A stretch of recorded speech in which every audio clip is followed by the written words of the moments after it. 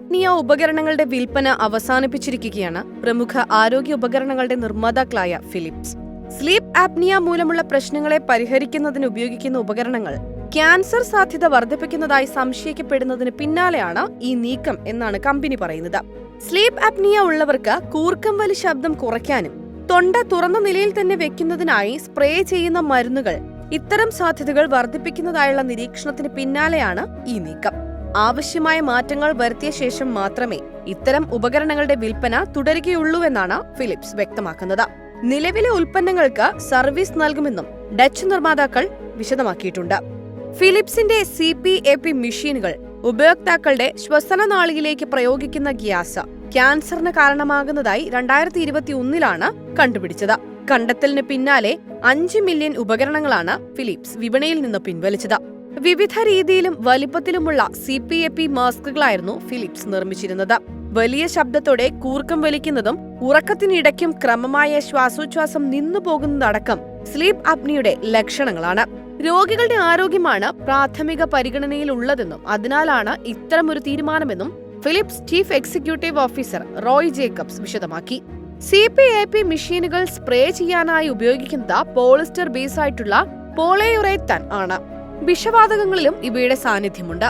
മുതിർന്നവരിൽ കാണുന്ന തീവ്രമായ sleep apnea രോഗത്തിന്റെ കാഠിന്യം കുറയ്ക്കുന്നതിന് സർവ്വസാധാരണമായി ഉപയോഗിക്കാറുള്ള ചികിത്സാ സംവിധാനമാണ് CPAP മാസ്കുകൾ.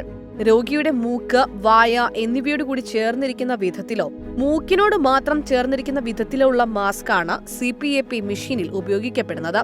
മേൽപ്പറഞ്ഞ യന്ത്രം സാവധാനത്തിൽ രോഗിയുടെ തൊണ്ടയിലേക്ക് വായുവിനെ ഊതിക്കയറ്റുന്നു. ഈ വായുവിൽ നിന്നും ഏൽക്കുന്ന മർദ്ദം ഉറക്കത്തിനിടയിലും രോഗിയുടെ ശ്വസനനാളം തുറന്നിരിക്കുന്നതിന് സഹായിക്കുകയാണ് ഈ മെഷീൻ ചെയ്യുക. സ്ലീപ്പ് ആപ്നിയ എന്നത് ഉറക്കത്തിനിടയ്ക്ക് 1-2 തവണ അനുഭവപ്പെടുന്ന താൽക്കാലിക ശ്വാസവിരാമമാണ്. ഇത്തരം ശ്വാസവിരാമങ്ങൾ കുറച്ച് സെക്കൻഡുകളോ മിനിറ്റുകളോ തന്നെയോ നീണ്ടുപോയെന്നും വരാം. 1 മണിക്കൂറിൽ 30 അതിൽ കൂടുതലോ തവണ ഇപ്രകാരം സംഭവിച്ചെന്നും വരാം.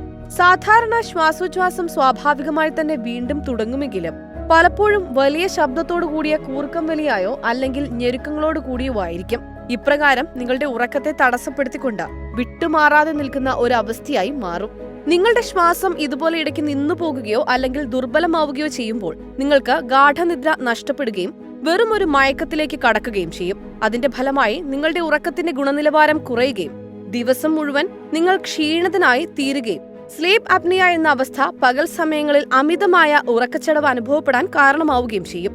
സാധാരണയായി ഈ രോഗാവസ്ഥയ്ക്ക് ഔഷധ ചികിത്സ നൽകാറില്ല. ജീവിതശൈലികളിൽ മാറ്റം വരുത്തൽ, ശ്വസന സഹായികളായുള്ള യന്ത്രങ്ങളുടെ ഉപയോഗം, സർജറി എന്നിവയാണ് ചികിത്സയ്ക്കായി കൈക്കൊള്ളുന്ന മാർഗങ്ങൾ.